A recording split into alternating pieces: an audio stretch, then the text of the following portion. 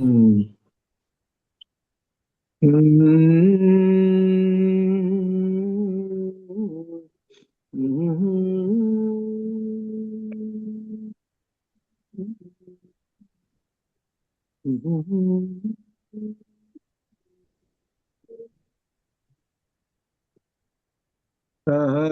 ఓం గురు బ్రహ్మ ఓం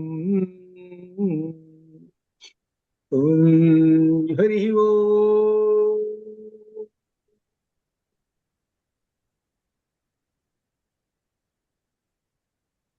గురు బ్రహ్మ గురు విష్ణు గురుదేవో మహేశ్వర గురు సాక్షాత్ పరం బ్రహ్మ తస్మై శ్రీ గురవే నమః.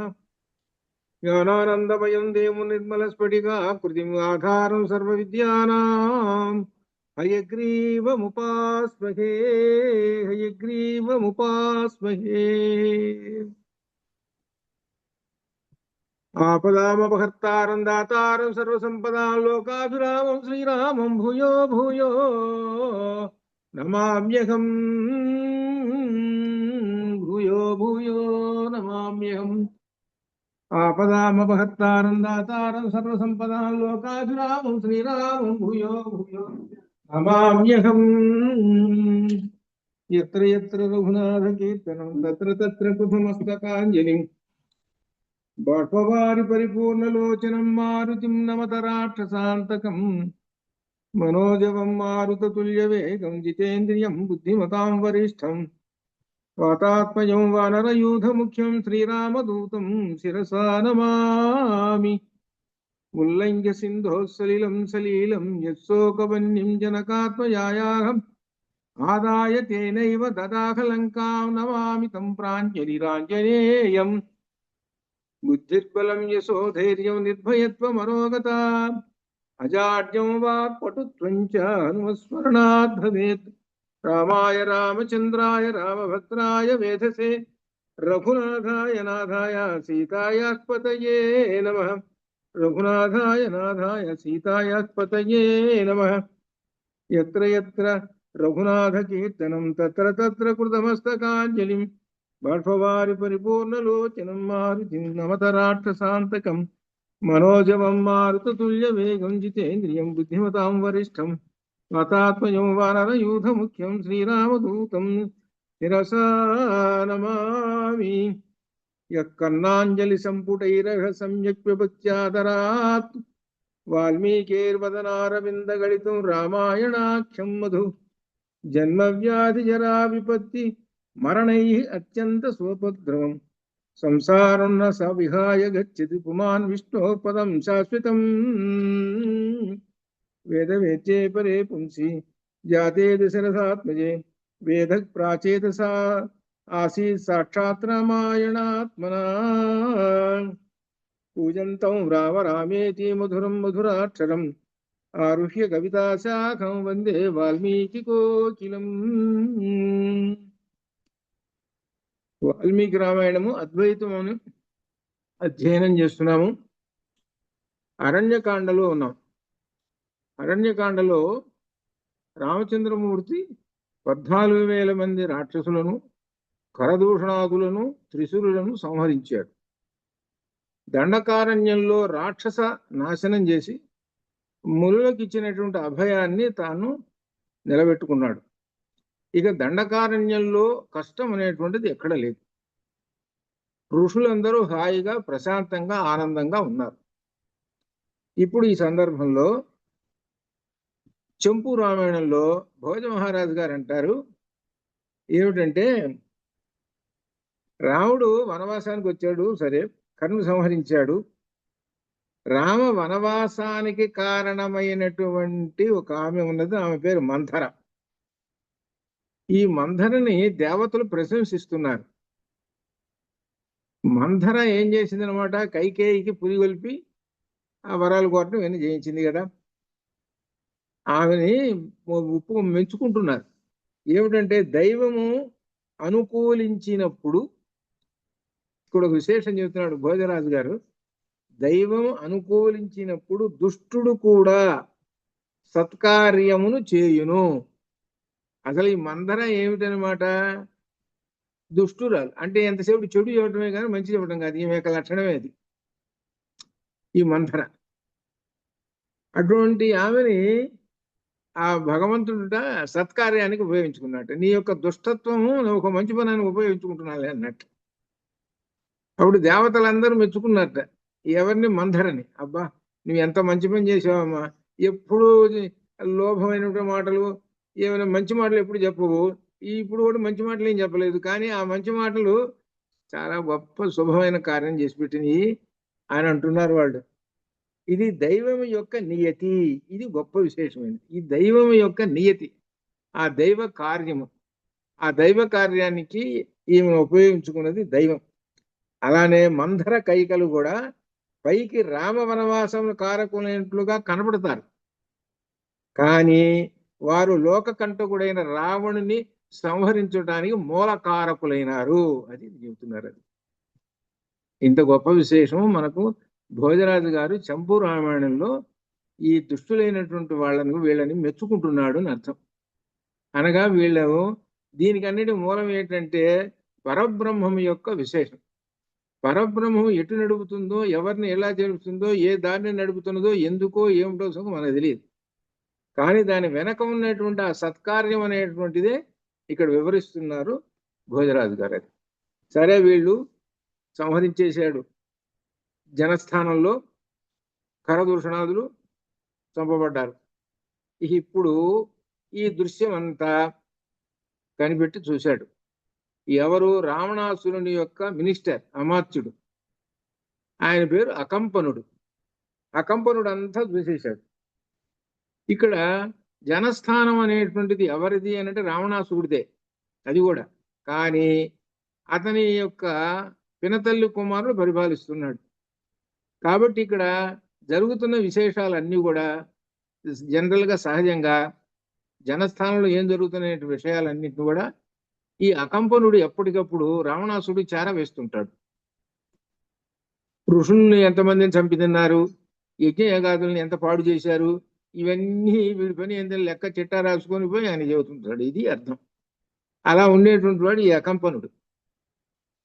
ఇప్పుడు ఏం చేశాడు? మొత్తం ఇక్కడ జరుగుతున్న విషయం అంతా గ్రహించేసేసాడు. రావణాసుడి దగ్గరికి వెళ్ళాడు. ఈ సిఐడి అనమాట ఆయన. వెళ్ళి రావణాసుడితో అంటున్నాడు, మహారాజా, జనస్థానంలో రాక్షసులు చాలా మంది చంపబడినారు.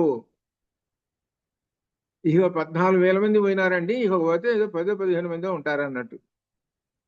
కరుడు కూడా మరణించినాడు. ఈ కరుడు ఎవరనంటే రావణాసురుని యొక్క పింతల్లి కుమారుడు. వీడు. నేను మాత్రం ఎట్లో తప్పించుకొని వచ్చి తిని, అది నేను కూడా యుద్ధంలో పక్కన నిలబడి చూస్తూనే ఉన్నాను. నా మీద బాణం వేయలేదు రామచంద్రమూర్తి, బతికిపోయినాను. నేను చచ్చేవాడిని అని అన్నట్టు. ఇట్లా అనమాట. అట్లనే శూర్పణఖ కూడా ఉంటుంది. స్త్రీ అని కదా వదిలేశాడు ఆ రాముడు మహానుభావుడు, లేకపోతే నేను చచ్చేవాడిని అని చెప్పింది. అంటే వీళ్ళందరూ యుద్ధం జరుగుతుంటే దృశ్యం చూసినట్టు, సినిమా చూసినట్టు చూస్తున్నారు వీళ్ళు. వీళ్ళని కూడా చంపేసేవాడు, కానీ వీళ్ళ జోలి పోల. రావణుడు అకంపని మాటలు విని కోపంతో ఇక అంటున్నాడు, నా రమ్యమైన జనస్థానమును నాశనం చేసినది ఎవరు? అతనికి ఏ లోకములోనూ గతి ఉండదు. నేనంటే ఏమనుకున్నాడు?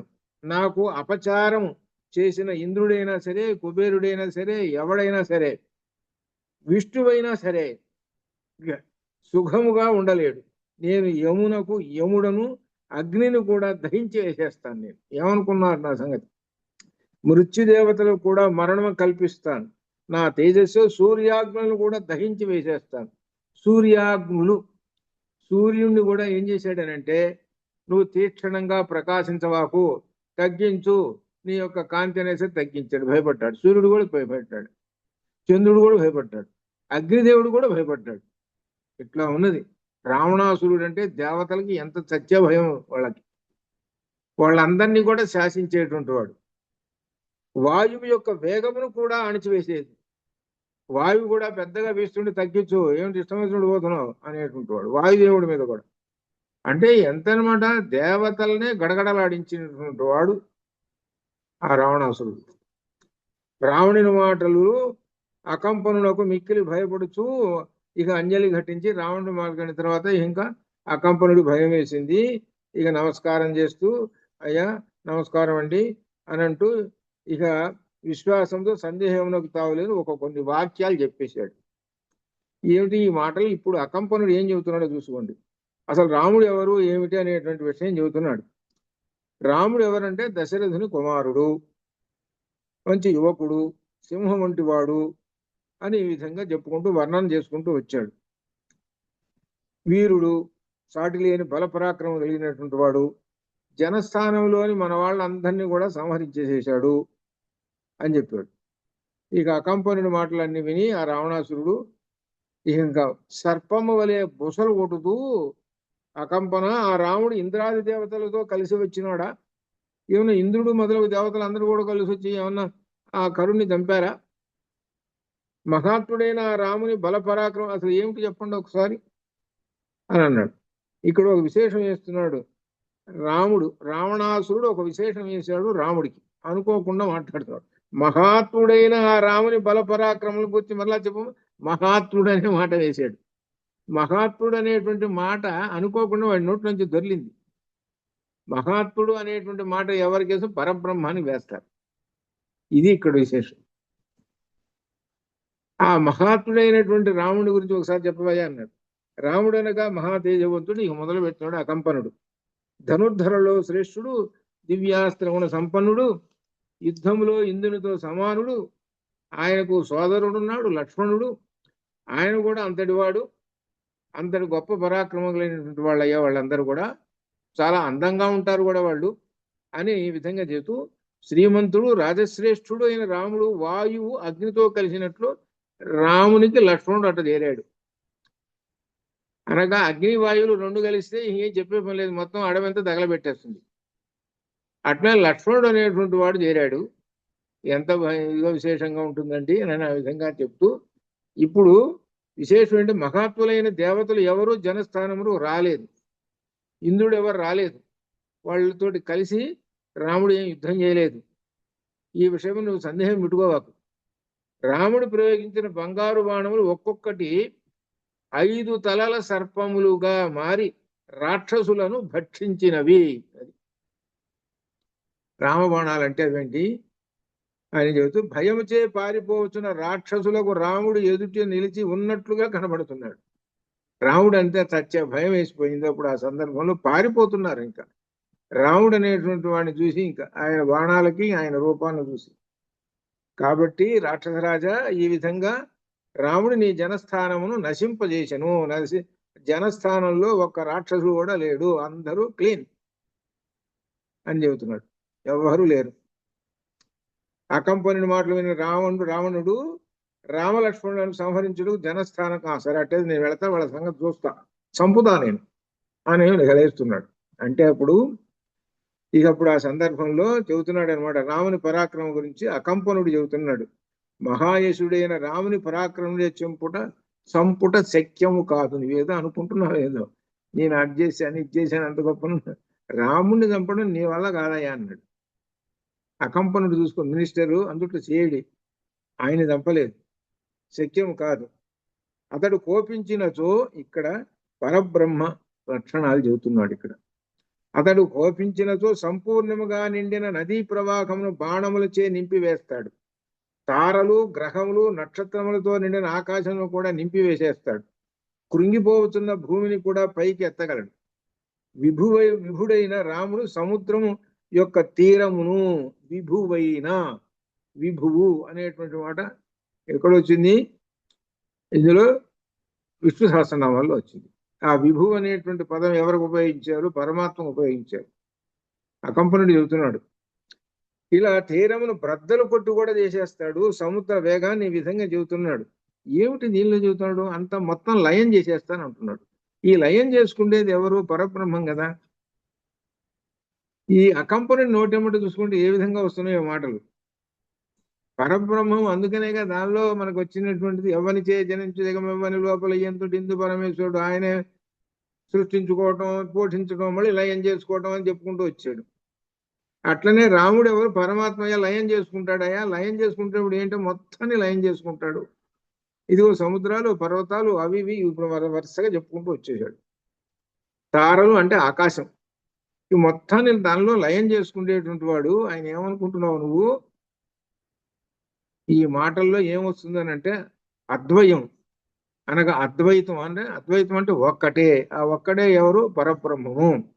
అందుకనే మనం నామరామాయణంలో మొట్టమొదటి మాట శుద్ధ బ్రహ్మ పరాత్పర రామ వచ్చింది. అది ఆ పరబ్రహ్మ స్వరూపం అండి అని అకంపనుడు చెబుతున్నాడు. అకంపనుడికి అర్థమైంది రాముడు అంటే ఏమిటో అర్థమైంది చెబుతున్నాడు. ఈ విధంగా పురుషశ్రేష్ఠుడు రాముడు. అటువంటి వాడండి మరలా సృష్టిస్తాడు, లయం చేసుకునేటువంటి వాడు. అటువంటి వాడు అంతటి గొప్పవాడు. అలానే పాపాత్ములు స్వర్గాన్ని చేరలేరు, అది సహజమే. అట్లనే నీవు కానీ రాక్షసులు కానీ యుద్ధంలో జయించలేరు. మీరు పాపాత్ములని బయటికి డైరెక్ట్గా చెబుతున్నాడు. మీరు ఆయన్ని జయించలేరయ్యా అని చెబుతున్నారు.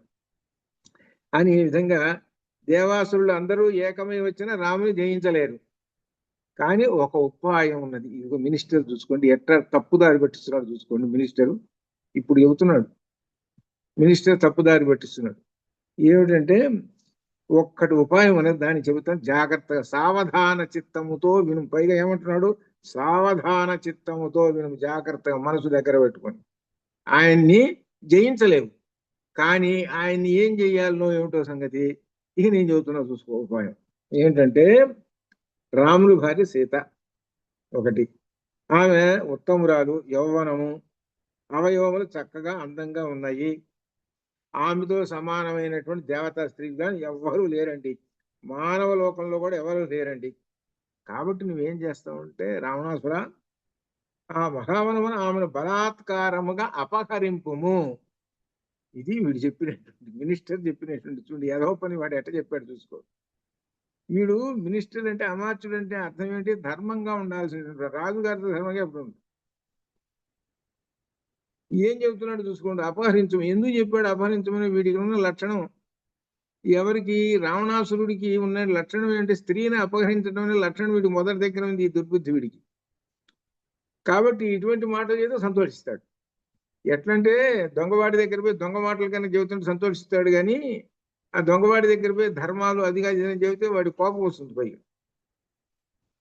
అట్లనే ఈ రావణాసురుడి గురించి బాగా వీడికి తెలుసు అకంపనుడి. అందుకనే కాజేసేయని చూస్తున్నాడు. సీత మీద అత్యధిక ప్రేమ గల రాముడు సీత లేకపోవచ్చే ప్రాణములు వదిలేస్తాడు. చూసావా ఎంత తేలిగ్గా ఉంది? అట్టుండాలయ్యా తెలివితేటలో. ఇంత కష్టపడితే యుద్ధాలు చేసుకుంటే ఇవన్నీ ఎక్కడ కుదురుతుంది? మనకు అలవాటే కదా దొంగతనం చేయటం. ఏటిని దొంగతనం చేయటం, స్త్రీలను దొంగతనం చేయటం మనకు అలవాటే కదా. మొదటి నుంచి బుద్ధి పుట్టింది కదా, పాడు బుద్ధి. కాబట్టి ఆ బుద్ధి కూడా ఇక్కడ ఉపయోగించము. ఎప్పుడైతే సీత లేదో రాముడు ఆటోమేటిక్గా ఏడుస్తూ చచ్చిపోతాడు. ఇది ఉపాయం అని అకంపనుడు చెప్పాడు. ఈ అకంపనుడు చెప్పేటప్పటికి భలే చెప్పావురా, అసలు నిజంగా మినిస్టర్ అంటే నువ్వే. చూసుకో రావణాసుడికి కూడా అందుకనంటేనే దొంగవాడి దగ్గర పోయి దొంగ బుద్ధులు దొంగ మాటలు చేస్తే వాడు సంతోషిస్తాడు. వాడి దగ్గర పోయి ధర్మాలు కానీ చేస్తే వాడి కోపం వస్తుంది, లేని పోయి కొని తెచ్చుకోవడం. అందుకని ఈ అకంపనుడు చెప్పిన మాటలుగా రావణుడు బాగా రుచించాయి. అదే చెప్పావా ఉపాయం. అప్పుడు రావణుడు సరే అట్లనే అని ప్రాతకాలంలోనే నేను ఒక్కడే ఉదయం ప్రాతకాలం చూసుకుని వీడు ఏమంటున్నాడు, పోనీ ఉదయం 9ంటికో 10ంటికో బయలుదేరతానులే, నెమ్మదిగా టిఫిన్ చేసి కాఫీ చేసి ఈ విధంగా అంటున్నాడా? వీడికంటే దాని అర్థం నిద్ర పట్టదని అర్థం. ప్రాతకాలముననే పొద్దున్నే 5, 6 మధ్యలో ముందుగానే ఇక బయలుదేరతా. నేను ఒక్కడనే రథములో వెళ్ళి పైగా ఇంకో రెండో వాడిని తీసుకుపోతే మళ్ళీ కుదరదు. వీడి దగ్గర ఉన్న బుద్ధి ఏంటంటే యథోబుద్ధి ఇంకొకటి ఉంది వీడి దగ్గర, రావణాసుడి దగ్గర. ఇంకొకటిని తీసుకొని పోయినాను అనుకో, ఇంకో రాక్షసుణ్ణి నేను చేసే పని ఏంటి? సీతను కాజేయటానికి కదా నేను పోయేది. సీత అందమైనది కదా, వాడుకు మనసు పడితే అప్పుడెట్ట నా పని? ఇది అసలు రహస్యం. అది ఇది సుందరకాండలో వస్తుంది. ఇంకో రాక్షసుని తీసుకొని పోయినాను అనుకో, వాడు చూశాడు అనుకో, వాడు చూస్తే ఆ సీత బాగుంది కదా నేను కాజేస్తాను అని అంటే ఇద్దరం కొట్టుకోవాలి మేము. అందుకని ఇంకొకటి తీసుకుపోకుండా, అది ప్లాన్ వీడికి. అట్లనమాట. సరే అందుకని రథంలో ఒక్కడిని నేను వెళ్ళి సంతోషంగా వెళ్ళి తీసుకొని పట్టేసేస్తాను, తీసుకొస్తాను అని ఎక్కడికి వెళ్ళాడు రాముడు? ఆ మారీచుడి దగ్గరికి వెళ్ళాడు. మొట్టమొదట మారీచుడి దగ్గరికి వెళ్ళి ఆ మారీచుడితోటి మాట్లాడాడు. ఏమనంటే, అయ్యా మారీచుడా, నేను సీతాపహరణం చేయదలుచుకున్నాను, కాస్త నువ్వు సహాయం చేయవయ్యా అని అన్నాడు. అని అంటే అప్పుడు ఆ మారీచుడు చెప్పాడు. ఏం చెప్పాడనంటే, కాజేయద్దు, వద్దు, ఈ విధంగా అన్ని చెప్పేశాడు. ఆ సందర్భంలో మారీచుడు రాముని గురించి చెబుతూ ఏం చెప్పాడనంటే, రాముడంటే ఏమనుకున్నావో తెలుసిన? రాముడంటే సింహం లాంటి వాడండి ఇతను అని ఆ విధంగా చెబుతున్నాడు. ఇది ఎటువంటి వాడంటే ఆయన చాలా గొప్పవాడు అని చెప్పి, రాక్షసరాజా రాముడనే ఈ ఉన్నాడే, ఆయన అంటే ఏంటో తెలుసునా? ఒక పాతాళం అనుకో. పాతాళం అంటే లోపల ఎక్కడో పడిపోతే లేచినటువంటి వాడు. ఆయన జోలి పోతే వాడిని గతి అంతే అని అర్థం. అది చూడటం చెప్పాడు. అట్లా చెప్పాడు. చెప్పేసిన తర్వాత లంకేశ్వర ఆయన ఒక మంచి మాటలు చెబుతున్నాడు. ఏమిటో తెలుసునా? దీనిలో నీవు ఇంటికి వెళ్ళు, నీ భార్యలతో, బహువచనం వేశాడు, నీ భార్యలతో సుఖంగా ఉండు, రాముని అతని భార్య సీతతో సుఖంగా ఉండు, నువ్వు సుఖంగా ఉండు, ఆయన సుఖంగా ఉండు అని ఈ విధంగా మారీచుడు ఒక మంచి మాటలు నాలుగు చెప్పాడు. చెప్పేసేటప్పటికి ఇంకా ఈ రావణాసురుడు ఏం చేశాడనమాట, సరే ఏదో నువ్వు చెప్పావులే, వెనక్కి తిరిగి పోతున్నానులే అని పుష్ప విమానం దానికి అసలు రిటర్న్ చేసుకుని వెళ్ళిపోయినాడు. ఇది ఒక విశేషం ఉన్నది ఇక్కడ మనం చెప్పుకున్న దానిలో. ఏమిటంటే, ఇప్పుడు మనం చెప్పుకున్న ఈ సరికి ఇంతవరకు మారీచుడు మంచి మాటలు చెబితే వెనక్కి తిరిగి వెళ్ళాడు అనేటువంటి విషయము ఉన్నదే, ఇది రామాయణము ప్రాచ్య గ్రంథములలో ఈ సర్గ లేదు. ఇది అంటే మారీచుడు చెప్పిన మంచి మాటలు విని వీడు వెనక్కి తిరిగిపోయినాడు అనేటువంటిది లేదు, కొన్నింటిలో ఉన్నది ఇక్కడ. ఎందుకంటే ఇక్కడ విశేషం ఏంటంటే, బ్రిటిష్ వాళ్ళు మన దేశానికి వచ్చినప్పుడు 3 చోట్ల, అంటే సముద్ర తీరాలు, మెడ్రాస్ ఒకటి, బాంబే ఒకటి, కలకటా ఒకటి, ప్రధానంగా ఈ సముద్ర తీర ప్రాంతములలో మొట్టమొదట వచ్చి చేరారు వాళ్ళు. ముందు సముద్రం నుంచి పడవల మీద కదా వచ్చేసింది వాళ్ళు. వచ్చి అక్కడ ఉదాహరణకి మనం మెడ్రాస్ ఉన్నదే, అక్కడ పెద్ద వాళ్ళు భాండాగారం పెట్టుకొని మొత్తం ఈ ఆంధ్రాలో, ఈ తమిళనాడు, ఇవన్నీ ప్రాంతాల్లో ఉన్నటువంటి పుస్తకాలన్నింటిని కూడా, పుస్తకములు అంటే తాళపత్ర గ్రంథాలు, ఈ తాళపత్ర గ్రంథాలన్నిటినీ సేకరించారు వాళ్ళు. అట్లా ఈ దక్షిణ దేశమే మెడ్రాసు, అట్లనే బాంబే, ఇట్లా ఈ విధంగా ఈ తాళపత్ర గ్రంథాలు సేకరించినప్పుడు ఈ తాళపత్ర గ్రంథాలు ఒక గ్రంథంలో ఉన్న శ్లోకం ఒక గ్రంథంలో లేవు, ఒక గ్రంథంలోనూ ఒక గ్రంథంలో లేవు అలా అనమాట. అప్పుడు ఏం చేశారంటే వీళ్ళు, ఇది అంతా ఎప్పుడు జరిగిందంటే 1780, 1800 ప్రాంతంలోనే జరిగింది. 1800, 250 సంవత్సరాల క్రితమే. ఈ సేకరించి వీళ్ళు ఏం చేశారనంటే పండితుల్ని పిలిచారు. పండితులకి ఆ రోజుల్లో నెలకి 2 రూపాయల జీతం, నెలకి 2 రూపాయల జీతం వాళ్ళకి. మహాపండితులు పిలిపించి ఆ దానిలో ఉన్నటువంటి ఆ శ్లోకాలన్నిటినీ కాగితం మీద రాయించారు. ఆ రాయించినప్పుడు అప్పుడు ఈ తాళపత్ర గ్రంథాలలో ఉండేటువంటి కొన్ని చోట్ల కొన్ని అక్షరాలు పోతే ఈ పండితులు ఏం చేశారనమాట, దాన్ని కొంత కలుపుకొని చేయటం తన ఏదో మొత్తం మీద జరిగింది. దాంతో మొత్తం రామాయణం పూర్తి చేశారు ఈ పండితులందరూ కలిసి. అంతా అయిపోయిన తర్వాత దగ్గరకు వచ్చేసిన తర్వాత నెమ్మది కాలక్రమం జరుగుతూ ఉండగా ఈ పుస్తకాలన్నీ బయటకు వచ్చిన తర్వాత 100 సంవత్సరాలకి అప్పుడు కొన్ని తేడాలు కనపడుతున్నాయి ఈ తాళపత్ర గ్రంథాల్లో. వాల్మీకి రామాయణం అనే హెడ్డింగ్ ఉంటుంది, కొన్ని మార్పులు కనపడుతున్నాయి. అట్లా ఈ విధంగా రామాయణాలు సుమారు 25 రామాయణాలు ఉన్నాయి. సంస్కృత భాషలో కొన్ని ఉన్నాయి, కొన్ని తెలుగు భాషలో ఉన్నాయి. ఇప్పుడు ఉదాహరణ రంగనాథ రామాయణం ఉన్నది తెలుగు భాషలో. అట్లనే కంబ రామాయణము, ఇట్లా ఈ విధంగా రకరకాలు ఉన్నాయి. ఇవన్నీ రామాయణాల్లో ఎలా ఉన్నాయనంటే మార్పులు కనపడుతూనే ఉన్నాయి. అక్కడక్కడ ప్రక్షిప్తాలని చేసి పెట్టారు వాటిని. ఇవి ఇంకా దీర్ఘంగా చెప్పుకోవాలంటే చాలా విశేషాలు బయటపడతాయి. ఒక రామాయణమే కాదు, భారతం కూడా బయటపడుతుంది. ఇట్లా గ్రంథాలన్నీ కూడా చాలా వరకు ఎక్కడైతే కొన్ని చోట్ల ఈ తాళపత్ర గ్రంథం తాటాకు అక్కడ నాశనం అయిపోయిందో అక్కడ వాటన్నిటి కొందరిని చేర్చి వాళ్ళు సొంతంగా చేర్చి ప్రక్షిప్తం అని పెట్టారు. ఈ తాళపత్ర గ్రంథం మీరు ఎప్పుడైనా చూస్తే ఇప్పుడు హైదరాబాద్ లో ఉన్నటువంటి లైబ్రరీలో కూడా తాళపత్ర గ్రంథం ఉంది. ముఖ్యంగా ఈ తాళపత్ర గ్రంథాలు తంజావూరు పోయినప్పుడు అక్కడ చూడొచ్చు. సరస్వతి మహల్లో చాలా ఉన్నాయి తాళపత్ర గ్రంథాలు అప్పటివి అనమాట. అక్కడ ఒక తాటి ఆకు మీద ఉన్న సన్నటి ఆవగింజంత అక్షరాలు అవి. తాటి ఆకు మీద అక్షరాలన్నింటినీ పొడవుగా ఉన్నటువంటి ఒక లైన్లో ఒక 7-8 పద్యాలు ఉంటాయి ఒక లైన్లో. అటువంటి లైన్లో 40 లైన్లు ఉన్నాయి. ఎన్ని పేజీలో చూసుకోండి. ఇప్పుడు సన్నంగా ఉంటుంది అక్షరం. నేను చూశాను భారతం ఇట్లా ఉంటుంది. తాళపత్ర గ్రంథాల్లో నుంచి ఈ వచ్చినప్పుడు కొన్ని మార్పులతోటి అక్కడ ప్రక్షిప్తాలనే వచ్చినాయి అవి. అందువలన ఈ పుల్లల శ్రీరామచంద్రుడు గారు ఆయన రామాయణం రాస్తూ ఈ సర్గ మాత్రం కొన్ని పుస్తకాలు లేదండి అని అన్నారు. ఏంటంటే ఇది ఒక మంచి మాట, రావణాసురుడు వినటం అనేటువంటి వాడి జన్మలో లేదు. వాడి జన్మలో ఎక్కడా లేదు. మంచి మాట అంటేనే వాడికి అసలు గిట్టదు. ఇక్కడ మంచి మాట చెబితే విన్నాడు, విని ఇంటికి పోయినాడు అనేటప్పటికి ఇక్కడ అందువలన ఏంటంటే కొన్ని గ్రంథాలలో ఈ శ్లోకాలు లేవు అని చెప్పుకుంటూ వచ్చాడు. కాబట్టి ఈ విధంగా తెలుసుకోవడం కోసం అనమాట. సరే అయితే అండి, తర్వాత ఏం జరిగింది? ఇంటికి వెళ్ళాడు. ఇంటికి వెళ్ళిన తర్వాత లంకకి వెళ్ళిన తర్వాత ఈ శూర్పణఖ వచ్చింది. ఈ శూర్పణఖ చేసిన పని ఏంటంటే అక్కడ కరుణ్ణి రెచ్చగొట్టి కరుణ్ణి చంపించింది. కరుడు తెచ్చాడు. ఇప్పుడు రావణాసురుని రెచ్చగొట్టి చివరి రావణాసురుడు ఖాళీ. చివరికి ఏం చేసింది? వంశం మొత్తాన్ని నాశనం చేసింది. ఇది ఇప్పుడు రావణాసురుడి దగ్గరికి వెళ్ళి రావణాసురుని రెచ్చగొడుతున్నది. రావణాసురుని ఏమని రెచ్చగొడుతున్నది అని అంటే ఆ రావణుడి గురించి అంతా చెప్పేసేసింది.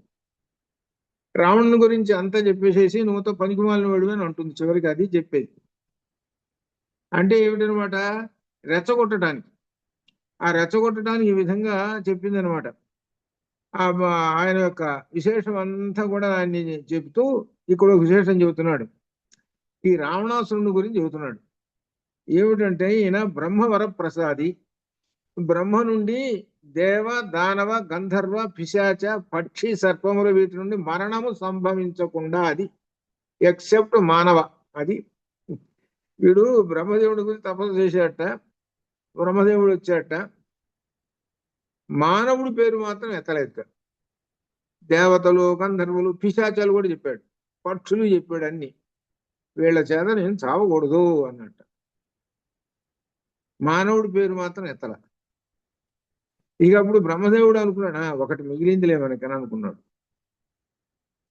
ఒకటి మిగిలింది కానీ మనకి ఎట్టయితే ఆ హిరణ్యకశిపుడు అడిగాడు చూడు, ఇంట బయట అది ఇది 96 అందుకనే హిరణ్యాక్ష వరాలన్నీ అనే విధంగా అంటుంటారు లోకం.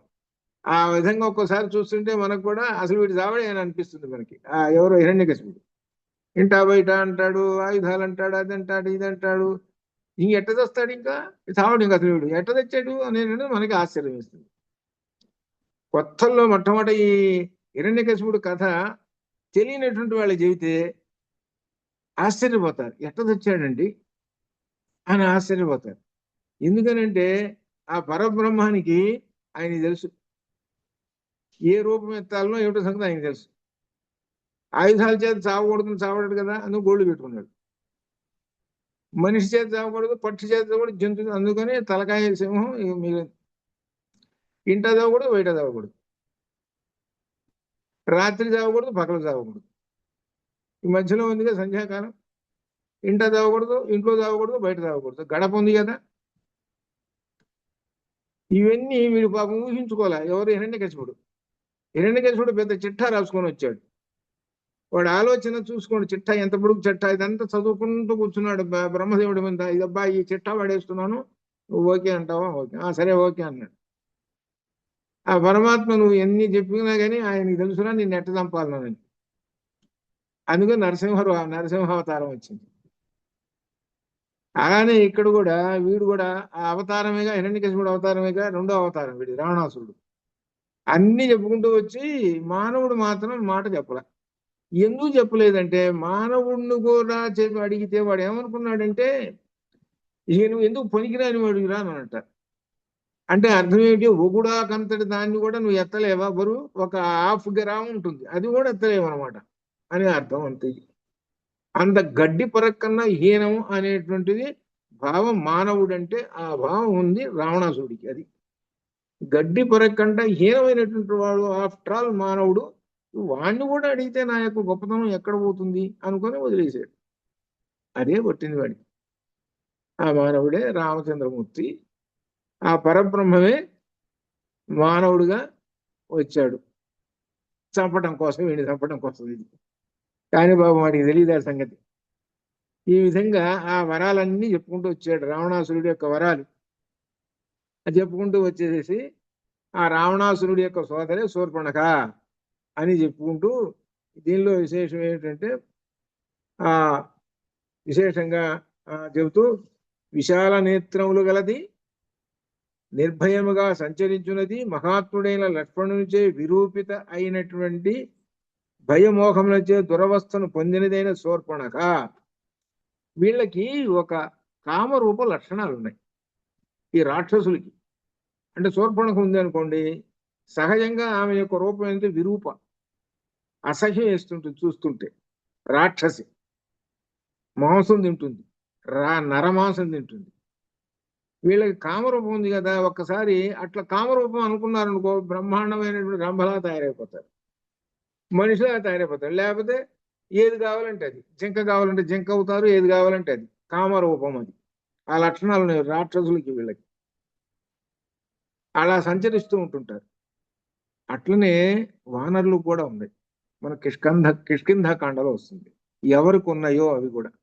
ఆ దానిలో అక్కడ వస్తుంది విశేషమైన కిష్కింధకాండలో.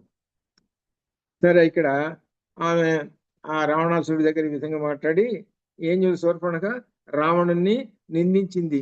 నువ్వేం పనికిమాలినోడివిరా, నువ్వు ఏం చేయాలి, నువ్వు వాళ్ళని జయించావు, వీళ్ళని జయించావు, అవి చెప్పావు, ఇవి చెప్పుకుంటూ గొప్పలు చెప్పుకుంటూ కూర్చున్నావు నువ్వు అని చెబుతూ ఏమంటున్నదంటే, రాజుగారంటే ఏంటనమాట, గూఢచారులతోటి విషయం అంతా తెలుసుకోవాలి, తెలుసుకొని చెయ్యాలి.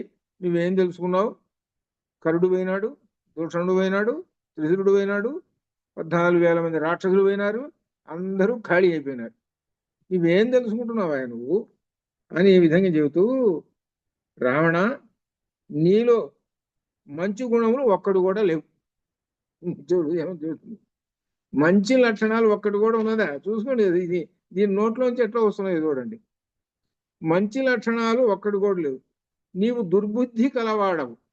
పైగా ఏమిటి, జనస్థానంలో రాక్షస సంహారం గురించి నీవు గూఢచారణ వల్ల ఏమీ తెలుసుకోవటం లేదు నువ్వు అసలు. నీవు పరులను అవమానపరిచినట్టు అవమానించువాడవు, విషయాసక్తుడవు, దేశకాలంలో ఏ కార్యం చేయదగును ఎరుగని వాడవు, గుణదోషములు తెలియని బుద్ధిహీనుడవు. ఆ కారణం వచ్చి నీ రాజ్యం అనతి కాలంలో నశిస్తుంది. దీని నోటెంబడి అక్కడ కరుడి దగ్గర చెప్పి నువ్వు చస్తావురా అన్నది, చచ్చాడు వాడు.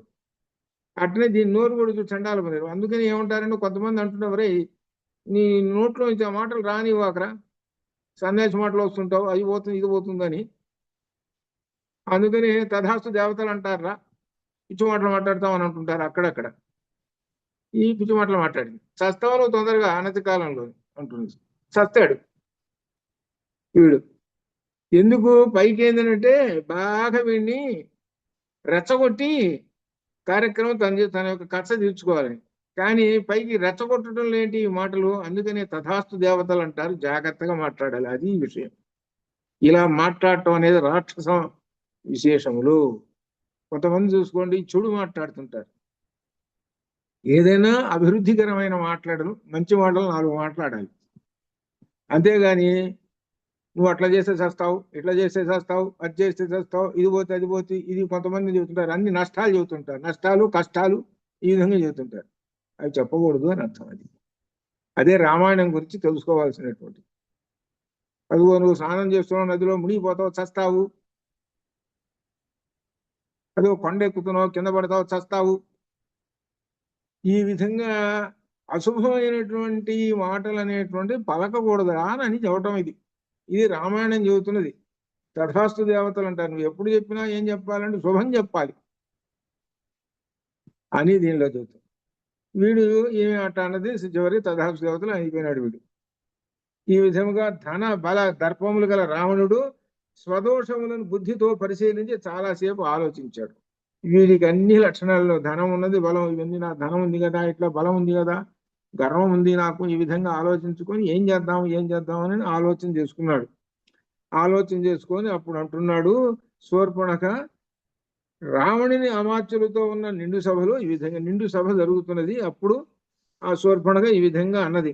అప్పుడు రావణుడు కోపంతో, అయితే కశ్చ రావణ కశ్చ రామ కశ్చ రామ, ఎవడో రాముడు, కథం వీర్య, ఎటువంటి బల సంపన్నుడు, ప్రశ్నలు వేస్తున్నాడు. కిన్ రూప, రాముని యొక్క రూపం ఏమిటి చూసుకోండి. ఏమిటి కశ్చ రామ, ఎవరు ఆ రాముడు, కథం వీర్య, ఆయన యొక్క బలం ఎటువంటిది, కిన్ రూప, ఎటువంటి పరాక్రమం కలిగినటువంటి వాడు, ఏమిటి ఆయన సంగతి, ఒకసారి అంతా చెప్పేసేయండి మళ్ళీ అంటున్నాడు. అని అంటే చెప్పారు. మొత్తం ఈ విధంగా 14,000 మంది అయిపోయినారండి. కరదూషణాలు వీళ్ళందరినీ కూడా అయిపోయినారు. ఇంకా ఆయన ఎవరంటే దశరథుని కుమారుడండి అని చెప్పాడు. చాలా అందమైనటువంటి వాడు. ఆయన నారచీరలు కృష్ణాజినము వస్త్రములుగా ధరించి ఉన్నవాడు, మన్మధునితో సమాన రూపం కలిగినటువంటి వాడు, ఇంద్రధనస్సు వలె ఉన్న కోదండమును లాగి విషసర్పముల వంటి బాణములను ప్రయోగించును. అతడు తూణీరము నుండి భయంకరములైన బాణములు ఎప్పుడు తీయుచుండునో. చూడండి ఇక్కడ చెబుతున్నది ఆమె దృశ్యం. శూర్పణఖ చూసినటువంటి దృశ్యం ఉన్నది చెబుతున్నది రావణాసురుడికి. ఎప్పుడు తీస్తున్నాడో తెలియదు తూణీరంలో నుంచి బాణాలు. ఆ వంచినటువంటి ధనస్సు వలయాకారంగా అట్టనే ఉన్నది. ఎప్పుడు వేస్తున్నాడు, ఎన్ని వయసు వేస్తున్నాడో కూడా మాకు లెక్క కూడా పెట్టలేము. ధనస్సును ఎప్పుడు వంచుతున్నాడో, బాణములు ఎప్పుడు ప్రయోగిస్తున్నాడో అసలు నాకు కనపడలేదండి. నేను చెట్టు చాటు నుండి అన్ని చూస్తూనే ఉన్నాను. ఎంతటి విదేశం అండి. ఆ కోదండంలో ఒక్కొక్క బాణం వస్తుంటే అతడు ప్రయోగించేది శరవృష్టిచే రాక్షసులు మాత్రం మరణించుటను చూచి తిని. ఇక్కడ లెక్క పెట్టలేకపోయినా కానీ బాణాలు ఎట్లా పోతున్నాయనో రాక్షసులు చస్తుంటే మాత్రం చూశాను. ఒక్కొక్కడు ఎలా చస్తున్నాడో భయంకరంగా అది మాత్రం చూశానండి. అతడు ఒక్కడే పాదచారిగా ఉండి భూమి మీద ఒక్కడే నిలబడ్డాడు. ఇంకా కరుడు పెద్ద రథం వేసుకొని వచ్చాడు. మిగిలిన వాళ్ళందరూ రథాలు వేసుకొని వచ్చారు. ఇంకా ఈయన భూమి మీదనే ఉన్నాడు. ఈయనకే రథం లేదేం లేదు. పాదచారి అయి ఉండి 1.5 ముహూర్త కాలములో, గంటన్నర మనకు లెక్క, గంటన్నర, 1.5 ముహూర్త కాలములో భయంకర రూపము గల 14,000 రాక్షసులను కరుని, దూషుని, త్రిశురుని బాణములచే సంహరించాడని ఆ రావణాసుడికి చెబుతున్నది. మహాత్ముడైన రాముడు ఒక మాట వేస్తుంది. మహాత్ముడైన రాముడు, శూర్పణఖ అంటుంది చూసుకోండి మళ్ళీ. మహాత్ముడైన రాముడు, ఆమెకు కూడా ఆశ్చర్యం వేసింది. ఈయన మహాత్ముడు అనే మాట ఎక్కడ మనకి భగవద్గీతలో వచ్చింది. మహాత్ముడు అనేటువంటి మాట ఎక్కువగా గొప్ప వాళ్ళకి వేస్తారు. మహా ప్లస్ ఆత్ముడు, మహాత్ముడు అంటే ఒక పరమాత్మతో సమానం ఆయన చెబుతుంది. మహాత్ముడైన రాముడు దండకవనంలో ఋషులకు అభయం ఇచ్చి వారికి క్షేమం కలిగించాడు. మంచి బుద్ధి గలవాడు కనుకనే స్త్రీని చంపుటకు శంకించి, ఇక్కడ శూర్పణఖ మెచ్చుకుంటున్నది రాముడిని. మంచి బుద్ధి కలవాడు కాబట్టి నేను బతికిపోయినా, లేదా నేను కూడా చచ్చేదాన్ని. ఇంత మెచ్చుకున్నటువంటిది కానీ చూసుకోండి, దానికి ఒక ఏమన్నా సరే నన్ను చంపకుండా వదిలేశాడు కదా, ఎందుకులే ఆయన జోయిన్ పోవడం అని అనుకున్నదా. ఇదే రాక్షస బుద్ధి. అందుకని అంటున్నది మంచి బుద్ధి గలవాడు కనుకనే స్త్రీని చంపుటకు శంకించి నన్ను ఒక్కదానిని మాత్రమే సంహరించక విడిచిపెట్టాడు. ఒక బాణం ఇటు పక్కన వేసాడానికి అయిపోయింది. అది స్త్రీలని అంటే రాముడి యొక్క మహాత్ముడనే మాట వేసింది అక్కడ. అది విశేషం. ఆయన మహాత్ముడు కాబట్టి నేను బతికున్నాను, లేకపోతే చచ్చేవాడిని, నేను కూడా చచ్చేవాడిని అయిపోయి. శూర్పణఖ ఒక పక్క నుంచి ఏం చేస్తున్నది, ఆ బుద్ధి అనేటువంటిది మంచి బుద్ధి బయటకు వ్యక్తం చేస్తూనే ఉంది. ఎంత మంచి బుద్ధి వ్యక్తం చేసినా గానీ రాక్షస బుద్ధి ఒరిజినల్ ఓటలేదు. అది అర్థం లేదు. ఈ ఒరిజినాలిటీ ఓటర్ల వీళ్ళకి. అది అట్లా అనమాట. ఇంకపోతే లక్ష్మణుడి గురించి చెప్పాలి అని అంటే రామునకు బలశాలి అయిన సోదరుడు ఉన్నాడంటే ఆయన పేరు లక్ష్మణుడు. ఆయన రాముడితోటి సమానమైన పరాక్రమం కలిగినటువంటి వాడు, మహా తేజోవంతుడు. ఆయన అన్న మీద భక్తి కలిగినటువంటి వాడు. ఇటువంటి వాడు చాలా గొప్పవాడు, బలశాలి. రామునకు కుడి చెయ్యి. ఇంకా విశేషం ఏంటో తెలిసిన, రాముని యొక్క బహిప్రాణము అన్నాడు. ఆమె నోట్లోంచి వచ్చింది. ఇక్కడ చూసారు, ఇక్కడే విశేషం. అద్వైతం అనేటువంటి మాట బహిప్రాణం. రాముడే చెప్పాడు, నా యొక్క బహిప్రాణం వీడని. రామస్య దక్షిణో బాహు రామస్య దక్షిణో బాహు నిత్యం ప్రాణో బహిశ్చర. ఆయన నిత్యము నా యొక్క బాహ్య ప్రాణము అని చెప్పాడు. ఈ బాహ్య ప్రాణం అనేటువంటిది ఏంటంటే పరమాత్మను సూచించేటువంటి అని అర్థం. అంటే ఏమిటంటే మనకు అద్వైత పరబ్రహ్మంలో మనం ఇందులో కూడా చెప్పుకున్నాం, ఉపనిషత్తులో కూడా వస్తుంటుంది. ముఖ్య ప్రాణము పరమాత్మ అనేటువంటి రెండు విషయాల దగ్గర వస్తుంది. ఇందులో ఎక్కడంటే ఛాందోగ్యోపనిషత్తులో వస్తుంది. అలానే ఈ మనకి దీనిలో కూడా బ్రహ్మసూత్ర భాషల్లో కూడా ప్రాణదేవత ఉపాసనలో వస్తుంది. అట్లా అనమాట, ఆ పరబ్రహ్మాన్ని గురించి చెప్పుకునేటప్పుడు అనమాట. అట్లా పరబ్రహ్మము ప్రాణదేవత అనేటువంటి రెండు ఈక్వల్ అక్కడ అనమాట. జీవాత్మ పరమాత్మ అభేదం, అదే అద్వైతం. అది ఇక్కడ చెబుతున్నాడు. ఈ ఎవరి నోట్లో చెబుతున్నాడు? సూర్పణ నోట్లో నుంచి. కానీ బాబు ఆయన తెలియదు, ఆమె నోట్లో నుంచి. అందుకనే ఇప్పుడు ఆ బుద్ధి పనిచేసింది, అద్వైతం అనేటువంటి బుద్ధి పనిచేసింది, పరబ్రహ్మం అనేటువంటి పనిచేసింది కాబట్టి అంటున్నది, మళ్ళీ క్షణంలో మారిపోతున్నది. అదనమాట ఆ శూర్పణఖ. అట్లా చెబుతూ చివరికి ఏముంటుందో, రాముని ధర్మపత్ని సీత భర్తకు ప్రియమైనది, నిత్యము ప్రియుని హితము కోరునది, విశాలమైన నేత్రము గలది, అందమైనటువంటిది, అందమైనటువంటి నాసిక ముఖము, ఇక అన్ని వర్ణిస్తూ ఆమె జనస్థానమునకు ఆమె రెండవ లక్ష్మీదేవి వలె ప్రకాశిస్తూ ఉన్నది, అందమైనటువంటిది. ఎంతగా వర్ణించాడంటే అందానికి ఒకటి చెప్పాడు. స్త్రీ అందానికి ఎక్కడికి వచ్చాడు తెలిసిన, ఎర్రనైన నఖములు కలది. చివరికి ఈ అందానికి ఏంటంటే సాముద్రిక శాస్త్రంలో ఉన్నది ఇవన్నీ లక్షణాలు. ఈ లక్షణాలన్నీ కూడా సామాన్యమైనటువంటి స్త్రీలకు ఉండవు. అది ఒక మాట చెప్పాలంటే, సామాన్యమైనటువంటి స్త్రీలకు ఉండవు ఇవన్నీ కూడా. ఇవన్నీ దేవతా స్త్రీలకు ఉండే లక్షణాలు రవి చెప్పాడు. చెప్పి ఆమె శరీరము బంగారం, తర్వాత ఆమె విదేహరాజ కుమార్తె. ఇటువంటి అందమైన రూపం గల దేవతా స్త్రీని గాని గంధర్వ స్త్రీని గాని నీవు అసలు చూడలేదురా. అసలు నువ్వు 4000 మందిని పట్టుకొచ్చావు కదా, 4000 మందిలో ఒక్కళ్ళు కూడా లేరు. నువ్వు ఎంతో అక్కడన్నా ఇక్కడన్నా పరిగెత్తుకుంటూ పోయిన పట్టుకొచ్చావే, వాళ్ళు ఎవరు దిగదుడుపు అనుకో అని చెబుతున్నది అట్లా. కాబట్టి నీవేమిటంటే ఇప్పుడు తర్వాత చెబుతున్నది అనమాట, ఎవరు లేరు. కాబట్టి ఎవనికి సీత భార్య అగునో, ఎవరిని ఆమె సంతోషంతో కౌలు అతడే దేవేంద్రుని కంటే గొప్పవాడు. కాబట్టి రాముడు అంత గొప్పవాడు, రాముడి దగ్గర ఉన్నటువంటి ఆమె అని చెప్పి చివరికి అసలు విషయం చెబుతున్నది.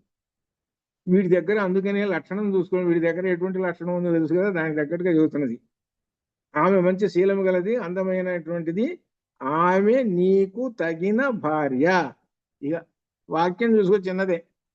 ఈ వాక్యం ఎంత పనిచేసిందో చూసుకోండి. నీవు ఆమెకు తగిన భర్తవు. ఇద్దరు ఇద్దరు అనురూపం అండి, బ్రహ్మాండం అండి. అసలు వీడు ఎట్టుంటాడు అసలు, వీడు రావణాసురుడు. వీడి మొహం, వీడి కళ్ళు ఇవన్నీ సుందరకాండలో కనపడుతుంటుంది. అసలు వీడిని చూస్తే వీడు యముడే రా, రెండో యముడు రా అనుకుంటారు. ఏమన్నా సౌమ్యం ఉందా వీళ్ళు? మినువుల కుప్ప పోస్తే ఎట్టుంటుందో అట్టున్నాడు వీడు. వీడు కళ్ళు తెరిచి చూస్తే ఎర్రంగా ఉంటాయి, నిప్పులల్లే ఉంటాయి. ఇక వాడిని చూస్తే ఏమవుతుందో, వాడిని చూస్తేనే చేస్తారు జనం. వాడు ఏం చేయక్కర్లే.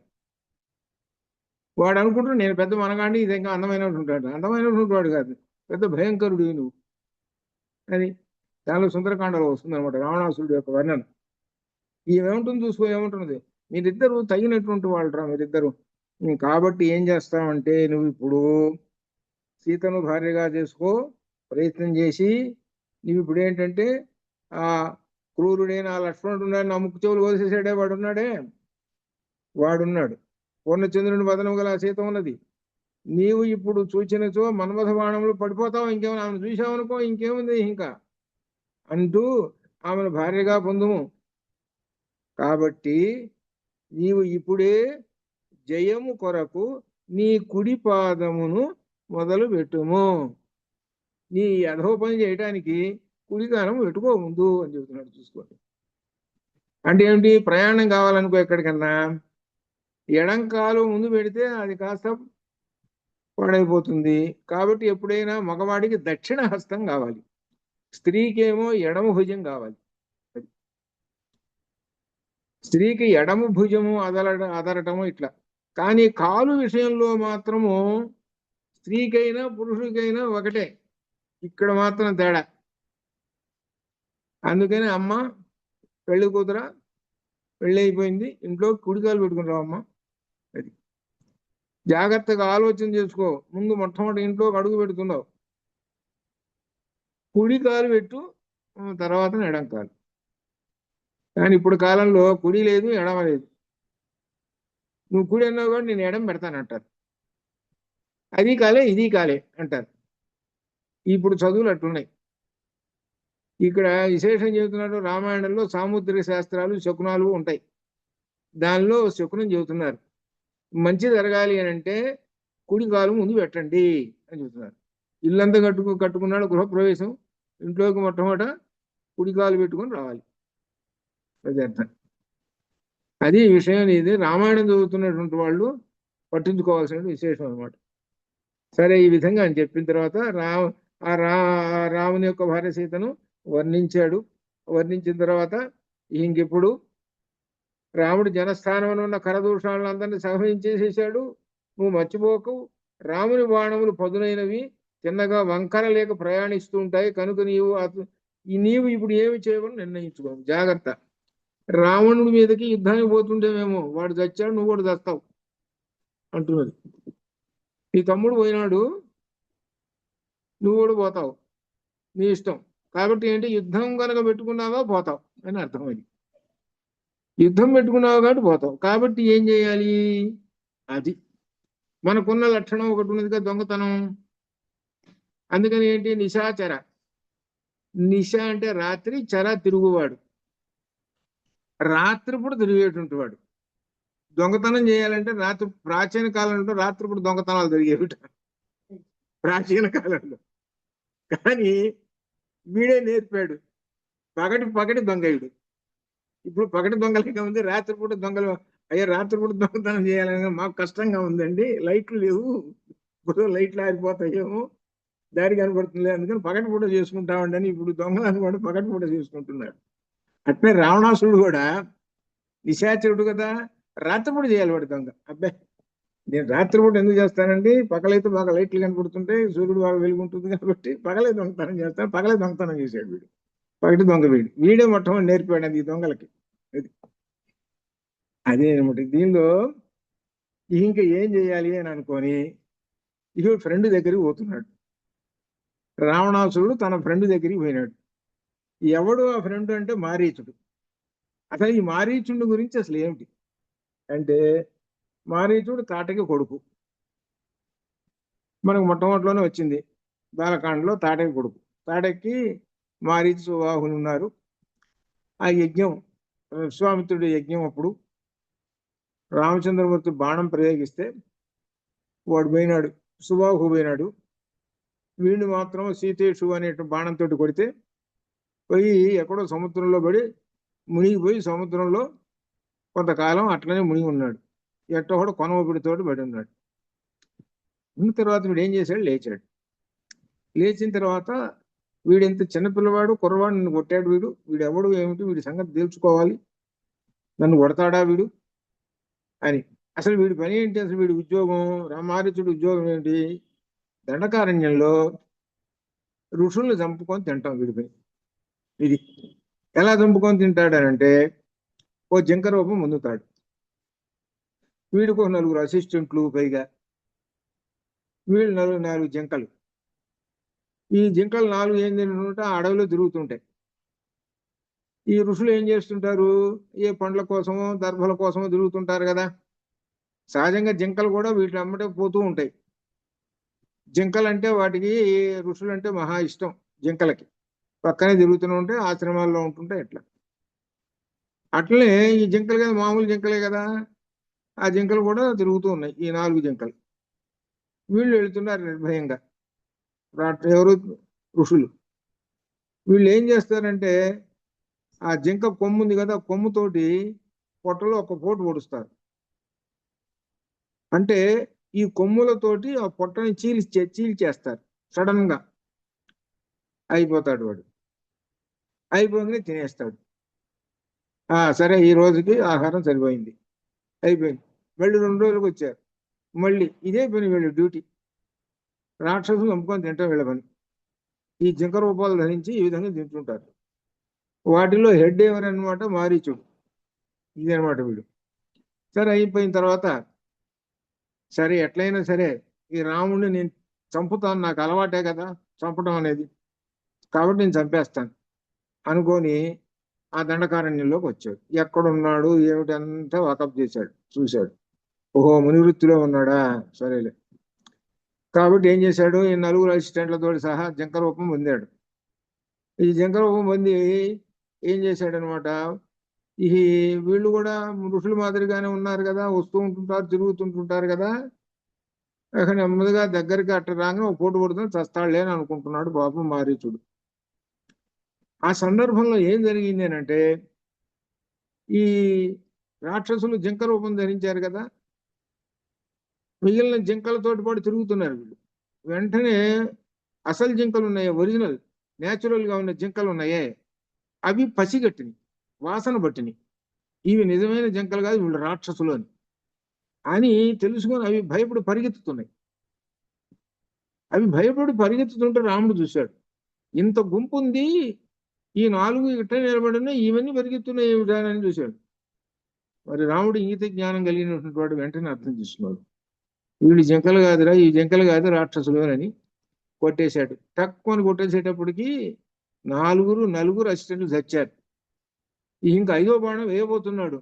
ఇక చావు బతుకుల మీద రామారీచుడు పరిగెత్తాడు. వాళ్ళను కొట్టడం చూశాడు.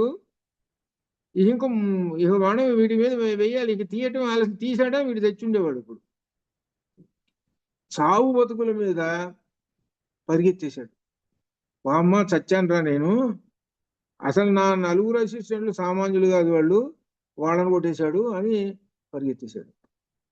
ఈ పరిగెత్తిన తర్వాత ఏం చేశాడు, అసలు ఈ రాముడు ఎవరు, అసలు ఏమిటి, అసలు ఈ సంగతి ఏంటి, ఈ ఆశ్రమం ఏంటి అని సిఐడి వరకు మొదలుపెట్టాడు. రాక్షసులు కదా వీళ్ళు, మాయరూపం పొందుతుంటారు కదా. సిఐడి వర్క్ లో ఏం తెలుసుకున్నాడంటే, ఈయన దశరథుడు కుమారుడని, ధర్మం పాటించేటువంటి వాడని, ఈయనకి సత్యధర్మలు చాలా గొప్పవాడని ఎంతో విషయాన్ని అంతటినీ సేకరించుకున్నాడు వీడు. వామ్మో ఇంతటి గొప్పవాడు ఆయన, కాబట్టి నన్ను ఏదో వదిలేశాడు, ఏదో చచ్చుండేవాడు నేను అని అనుకొని ఏం చేశాడు, ఆ రాముణ్ణి దైవంగా భావించాడు. అప్పుడు దైవంగా భావించేసేది, ఇక నుండి నేను మునులను ఎవరిని తిన్ను, ఋషినై, ఋషి అంటే ఇంద్రియములను జయించినటువంటి వాడని అర్థం. ఏ నరుణ్ణి ఎవరిని తినకుండా నేను ఆశ్రమంలో ఒక ఋషీశ్వరుని మాదిరిగా కూర్చుంటాను, నాకు మాత్రం ఇదే జన్మ, ఇంత మాత్రం ఇక నేను చేయను, రాముని యొక్క అనుగ్రహంతో బతికా నేను అని మారిపోయినాడు వాడు. ఇక్కడ విశేషం ఏంటంటే, రాముడి యొక్క చరిత్ర విని తెలుసుకొని రాక్షసుడంతటి వాడు మారిపోయినాడు. ఇక్కడ రాక్షసుడు అంటే అర్థం ఏమిటి అనమాట, దుష్ట ప్రవర్తన కలిగినటువంటి వాడు, దుష్ట ఆలోచనలు ఎవరైనా సరే సహజంగా అనుకుంటారు ఏంటంటే, రాక్షసులు అనేటువంటి వాళ్ళు వేరే ఉన్నారు, మనుషులు అనేవాళ్ళు వేరే ఉన్నారు, దేవతలు అనేవాళ్ళు వేరే ఉన్నారు అనుకుంటారు. కానీ ఎవరు వేరుగా లేరు, మానవుడే దేవతలు, రాక్షసులు. ఇది మనకు బృహదారణ్యకోపనిషత్తులో వచ్చింది, ప్రాజాపత్య బ్రాహ్మణంలో వచ్చింది. అక్కడ మీరు చదువుకుంటే ప్రాజాపత్య బ్రాహ్మణంలో బృహదారణ్యకోపనిషత్తులో, అప్పుడు మీకు ఏమనిపిస్తుందంటే నిజంగా ఈ పురాణాల్లో చెప్పిన దేవతలు అసలు లేరు, ఆ రాక్షసులు అంతకన్నా లేరు. ఎక్కడున్నారండి? మన బుర్రలోనే ఉన్నారు. మనమే రాక్షసులం, మనమే దేవతలం, మనమే మనుషులం. ఇది ప్రాజాపత్య బ్రాహ్మణంలో బృహదారణ్యకోపనిషత్తులో ఉన్నది. అక్కడ కనుక చదువుకుంటే, మీకు ఇదివరకు కూడా చెప్పాను నేను మీకు కూడా, గుణ ఆయన ప్రవృత్తిని బట్టి ఆ, గుణ ప్రవృత్తిని బట్టి రాక్షసులు దైవతలు అనేది మనం అనుకుంటాం. మెయిన్ గుణమే అదే, అట్లా అనమాట. అది అది ఎక్కడ చెప్పారు, ఎవరు చెప్పారంటే బ్రహ్మదేవుడే చెప్పాడట. బ్రహ్మదేవుడి దగ్గరికి వెళ్ళారట వీళ్ళు ముగ్గురు, మానవులు, దేవతలు, రాక్షసులు, ముగ్గురు వెళ్ళారట. ఈ ముగ్గురు ఏమవుతారు? బ్రహ్మదేవుడికి అందరూ సంతానమే, బ్రహ్మదేవుడి సంతానమే. వీళ్ళందరూ వెళ్ళి, తాతయ్య మాకేదైనా చెప్పండి అని అన్నట్ట. అనేటప్పటికి, అరే మీకు ఒక్క అక్షరం చెబుతున్నారా, ఆ అక్షరాన్ని అందరూ పాటించండి అని అన్నాడు. ఏమిటంటే మీకు ఒక అక్షరం ఇస్తున్నా, దా అనే అక్షరం ఇస్తున్నా మీకు, అది అని అన్నట్టు. అనేటప్పటికి ముగ్గురు మూడు రకాలుగా అర్థం చేసుకున్నారు. రాక్షసులు ఏమో దయ, ఓహో దయ కలిగి ఉండండి మీరు అని అర్థం. రాక్షసుడు ఎప్పుడు చూసినా కానీ చంపడమే వాడి పని, రెండోదేముంది. కాబట్టి నువ్వు చంపడం అనేటువంటిది మానుకుంటే అప్పుడు నువ్వు దేవతవి, లేకపోతే నువ్వు రాక్షసుడివి అని అర్థం. అది ఎట్లా అనమాట. అట్లా ఈ విధంగా దయ అనేటువంటిది, దానం అనేటువంటిది, ఇంకొక అర్థం ఉంది దయ దాని మీద. ఈ విధంగా ముగ్గురికి మూడు లక్షణాలు చెప్పారు. కాబట్టి ఈ ఎవరంటే వీళ్ళందరూ ఎక్కడున్నారు అని అంటే మన బుర్రలోనే ఉన్నారు. ఇక్కడ అది విశేషం. అట్లనే మారీచుడు అనేటువంటి వాడు ఇప్పుడు ఎలా తయారయ్యాడు? ఒక మానవుడు, మంచి బ్రాహ్మణుడు, సత్మానవుడు, మంచి మనిషి అనగా అంత క్రితం తనకు ఉన్నటువంటి దుష్టమైన ఆలోచన, దుష్ట కార్యములన్నిటిని కూడా పశ్చాత్తాపడి చివరికి ఋషీశ్వరుడై ఒక ఆశ్రమం నిర్మించుకొని, ఈ గడ్డాలు పెంచుకొని ఒక ఋషీశ్వరుడిలా కూర్చొని అట్టనే కూర్చొని ఉన్నాడు. ఇది ఈ మారీచుడు పనికి. వాళ్ళ అమ్మని చంపేశాడు రాముడు, వాళ్ళ తమ్ముడిని చంపేశాడు, ఇక వీడు మిగిలాడు. వాళ్ళు ఏ సందర్భంలో చనిపోయినారంటే రాక్షసులుగానే ఉండి చనిపోయినారు వాళ్ళు. వీడు అట్లా కాదు, వీడు మారిపోయినాడు, రాముణ్ణి స్తుతిస్తూ అప్పుడు చనిపోయినాడు. వీడు అంటాడు కూడా చివరికి, నీ చేత చచ్చేదానికన్నా రాముడి చేత చస్తే నేను పుణ్యలోకాన్ని పోతాను రా నేను అని అంటాడు రావణాసురుడితోటి. ఇక్కడ మారీచుడు ఒక గొప్ప విశేషమైనటువంటి, ఏంటికంటే చెప్పేది, రామాయణం విన్నా, ఆ రాముని యొక్క చరిత్ర విన్నా, ఎంత దుష్టమైన ఆలోచనలు ఉన్నా సరే, అనగా అర్థం రాక్షసుడు అని అర్థం. దుష్టమైన ఆలోచనలు రాక్షసుడు. రాక్షస లక్షణాలంటే కామ, క్రోధ, లోభ, మోహ, మదమాత్సర్యములన్నీ ఒక చోట చేరిని అనుకో, వాడి దగ్గర, వాడి బుర్రలో వాడు రాక్షసుడు, బాగా గొప్ప రాక్షసుడు వాడు. ఆ రాక్షసుడు ఏం చేస్తాడనమాట, మొత్తం లోకాలన్నింటినీ కూడా పీడించేస్తాడు. కాబట్టి ఆ లక్షణాలన్నీ కూడా, రాక్షస లక్షణాలన్నీ పోతాయి. రామునికి ఉన్నటువంటి ఏవైతే మంచి లక్షణాలు ఉన్నాయో అవి వస్తాయి రామాయణం వింటే. అప్పుడు ఆ రాముని యొక్క కారణంగా వీడు సన్మానవుడు అవుతాడు. అందువలన వీని యొక్క జీవితం ధన్యం అవుతుంది. అందువల్ల రామాయణం వినండి, విని ఆచరించండి. ఆ రామాయణంలో చెప్పిన ధ్వనిగర్భితమైన విశేషం ఏమిటో తెలుసుకోండి. మహాక్రూరుడైనటువంటి మారీచుడంతటి వాడు కూడా మారిపోయినాడు రాముని యొక్క చరిత్ర తెలుసుకొని.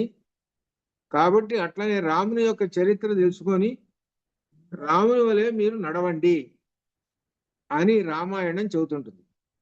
రామాదివత్ వర్తితవ్యం నా రావణాదివత్, రాముని వలె జీవించుము, రావణుని వలె జీవంచుకుము. ఒకటి చూసుకోండి, వ్యతిరేకం సపోర్ట్ చూసుకోండి. మంచి చెడు రెండు విషయాలు చెబుతున్నది. నీకు మంచి కావాలన్నా చెడు కావాలన్నా ఏది కావాలంటే చూసుకో. చెడు కావాలన్నా రావణాసురుడుగా పోతే నువ్వేమవుతావు? రాక్షసుడు అవుతావు. చివరికి రాక్షసుడు అంటే అర్థం ఏమిటి? అదే మనకు ఇందులో చెప్పింది ఏమిటి? కఠోపనిషత్తులో యోని మన్యే ప్రపద్యంతే. ఉపనిషత్తుకు వచ్చిన క్లాసులకు వచ్చినటువంటి వాళ్ళకి అర్థం అవుతుంది. ఈ రాక్షసులు అందరూ అంటే రాక్షసులు అనమాట. వీళ్ళు రాక్షసులు అంటే ఈ అవగుణాలు ఉన్నటువంటి వాళ్ళు. ఇటువంటి వాళ్ళందరూ యోని మన్యే ప్రపద్యంతే. స్థావరాణం రకరకాలుగా చెప్పుకుంటూ వచ్చారు, అలా పుడుతుంటారు. కాబట్టి ఏదైతే ధర్మాన్ని గురించి చెబుతున్నారో సత్యధర్మములు మనకు ఉపనిషత్తులో చెప్పింది అదే. సత్యాన్న ప్రమితవ్యం, ధర్మాన్న ప్రమితవ్యం అని ప్రారంభంలోనే చెప్పింది. సత్యాన్న ప్రమితవ్యం, ధర్మాన్న ప్రమితవ్యం, భూత్యన్న ప్రమితవ్యం. భూత్యన్న ప్రమితవ్యం అంటే పంచభూతములకు కూడా ఆ పరమాత్మ యొక్క విశేషమైన అర్థం అనమాట. ఇవన్నీ ధర్మాలు చెప్పారు. ఈ ధర్మాలని అర్థం చేసుకొని పాటించినటువంటి వాడు దైవంతో సమానం. అది దీనిలో వేదం చెప్పింది. దీనికి వ్యతిరేక్తమైనటువంటి వాళ్ళందరూ కూడా రాక్షస లేక అసుర అని చెప్పారు. అందుకని మనకు ఈశోపనిషత్తులో అసూర్యానామ వచ్చింది. నిన్న క్లాస్లో కూడా వచ్చింది. ఏది? ఈశోపనిషత్తు చెప్పుకుంటుంటే ఆ అసూర్య అంటే స్వరకి వ్యతిరేకం అసుర. అసుర అంటే అర్థం ఏంటంటే రాక్షసులు. ఈ రాక్షసులు అనేటువంటి వాడు అంధం అంటే చీకటి అనేటువంటి దీనిలో పడిపోతారు వీళ్ళు అని చెప్పాడు. కాబట్టి ఆ తమస్సు అనేటువంటిది ఈ రాక్షస ప్రవృత్తిని తీసుకొస్తుంటుంది. అందుకనే మనకు ఇందులో అసతోమా సద్గమయ, తమసోమా జ్యోతిర్గమయ, మృత్యోర్మ అమృతంగమయ అని చెప్పేది అందుకు ఈ బృహదారణ్యోపనిషత్తులో ఉన్నటువంటి. కాబట్టి వాటిని ఈ మానవుడు అసత్తు నుండి సత్తులోకి, చివరికి మృత్యువులో నుంచి అమృతంలోకి వెళ్ళాలి అది చెబుతున్నాడు. అది అందుకోసమే రామాయణం చదవటం, అర్థం చేసుకోవటం ప్రధానమైనటువంటి విషయాలు ఇది. దీనిలో కేవలం కథారూపంగా చూసుకుంటుంటే కథ అనేటువంటి చిన్నపిల్లల దగ్గర నుంచి ఉన్నది ఈ కథ. పిల్లలు చదువుకుంటే పిల్లలకు కూడా కథ చెప్పమంటే చెప్పేస్తారు. కానీ ఇందులో ఉన్నటువంటి తత్వం ఏమిటి అనేటువంటిది పాపం పిల్లలు కాబట్టి తెలియదు. కాబట్టి పెద్దవాళ్ళు కూడా వింటునేటప్పుడు ఏం చేస్తారు? దీనిలో తత్వం ఏమిటి అనేటువంటి తెలుసుకుంటారు. ఈ తత్వం అనేటువంటి పరబ్రహ్మ తత్వం అనేటువంటి తెలుసు. ఆ పరబ్రహ్మ తత్వం అనేటువంటిదే ఇందులో ఉండేటువంటి రాముడు ఆచరించుతున్నటువంటి పరబ్రహ్మ తత్వం. అందుకని రామాధివత్ వర్తితవ్యం రావణాధివత్ అందుకోసం చెప్పాడు. కాబట్టి ఇక్కడ చెప్పుకుంటూనే మారీచుడు అనేటువంటి వాడు మారిపోయినాడు. వీడు ఒక ఋషీశ్వరుడుగా తయారైనాడు. ఆ తయారయ్యి గొప్ప మంచి మాటలు చెప్పాడు. ఎవరికి? రావణాసురుడికి చెప్పాడు. రావణాసురుడికి చెబితే రావణాసురుడికి నచ్చలేదు. అంత క్రితం చెప్పారు. అకంపనుడు చెప్పాడు. ఏం చెప్పాడంటే చివరికి సీతను కాజేసేయని చెప్పాడు. శూర్పణఖ ఏం చెప్పింది? సీతను కాజేసేయని చెప్పాడు. ఇవి మాత్రం బాగా రుచించినాయి. అంటే ఏదైతే చెడు చెప్తారో ఈ చెడ్డవాడు కదా, వీడికున్న లక్షణాలు వాళ్ళందరినీ మెచ్చుకుంటాడు. ఓహో ఇటువంటివి చెప్పాలి, అలా మెచ్చుకుంటారు. మంచి మాటలు చెప్పారనుకో వాడిని మెచ్చుకోరు. ఈ రాక్షస ప్రవృత్తి ఉన్నటువంటి వాడికి మంచి మాటలు చెబితే వాడు తిట్టిపోస్తాడు. పైగా మీకు ఉదాహరణ చెబుతా. ఏమండి, బాగా భగవద్గీత నేర్చుకోండి, కనీసం రోజుకో 10 నిమిషాలే చదువుకోండి ఏదన్నా అంటే ఈయనకేం పని లేదు. ఇంకెప్పుడు చూసినా సరే భగవద్గీత నేర్చుకోండి, ఇది నేర్చుకోండి, అవి నేర్చుకోండి. ఈయన కనపడితే సరే భగవద్గీత అంటాడు. ఈయనకేం పని లేదు. ఏం చెప్పాలి అంటే అదిగో అది చెప్పాలి. అదిగో క్రికెట్ మ్యాచ్ అది వచ్చింది, ఇది వచ్చింది, అక్కడ అది, ఇక్కడ ఇది, ఈ ఎక్సెప్ట్ ఇవన్నీ అది అబ్బా బ్రహ్మాండంగా చెప్పారండి. కాబట్టి ఫ్రెండ్షిప్, బ్రహ్మాండమైన ఫ్రెండ్షిప్ మనకు దొరికింది. ఇటువంటి జనం ఎక్కువ మంది ఉన్నారు. భగవద్గీత అంటే సరే వాళ్ళకి ఎక్కడ లేని చలి పుట్టుకుంటూ వస్తుంటుంది. అటువంటి మనుషులు దగ్గరలో ఉన్నారు. నేను రోజు చూస్తున్నా కాబట్టి అని చెప్పి అదే అనమాట అది. అట్లనే అంటే ఎందుకు చెబుతున్నానంటే రామాధిపతి వర్తితవ్యం రావణాధిపతి అని చెప్పుకుంటున్నామే. కేవలం రావణుడు అంటే అది కాదు అర్థం. రావణుడు అంటే చెడుని, రాముడు అంటే మంచిని. దీని మీద నడుచుకోవాలి. అది సత్ అసత్. సత్ అసత్ వివేచన శక్తి ఇచ్చేటువంటిది బుద్ధి. బుద్ధి యొక్క లక్షణం చెప్పమన్నారు. అలా లక్షణం ఉండేటువంటి అనగా మంచి బుద్ధి చూపిస్తుంటే, మంచి లక్షణం చూపిస్తే నీకు మంచి బుద్ధి ఉంది రాని మంచి దారిలో పోతున్నావు, నువ్వే దేవతవి, లేకపోతే నువ్వే గొప్పమైనటువంటి మహాత్ముడు. ఆ విషయం అనమాట. ఇప్పుడు అలానే ఇక్కడ మారీచుడి దగ్గరికి వచ్చేసాడు రావణాసురుడు. రావణాసురుడు ఆ మారీచుడి దగ్గరికి, ఇక్కడ ఆ విమానం ఉందిగా ఈయన దగ్గర, ఎవరి దగ్గర, రావణాసురుడి దగ్గర. ఈ విమానం చరిత్ర కూడా వీడు కాజేసుకొని వచ్చాడు వాళ్ళ అన్న దగ్గర. అన్నని బెదిరించాడు. అన్నని బెదిరించి, ఎవరు, కుబేరుణ్ణి బెదిరించి ఏం చేశాడు, కాజేసుకొని వచ్చేసేసాడు. వీడి బుద్ధి అంతా ఎప్పుడు చూసినా సరే ఇదే బుద్ధి, ఇది రాక్షస బుద్ధి వీడిది. ఆ విమానం ఉంది కదా, ఆ విమానం వేసుకొని తిరుగుతుంది. మారీచుడి దగ్గరకు వచ్చేసాడు. ఆ మారీచుడు ఎక్కడో ఒక చోట కూర్చున్నాడు. ఇవన్నీ వచ్చిన తర్వాత మారీచుడి దగ్గరికి వచ్చేసేసి అంటున్నాడు రావణుడు. రాముణ్ణి ఏమని అంటున్నాడో తెలిసిన, ఇక్కడ విశేషం అన్నమాట.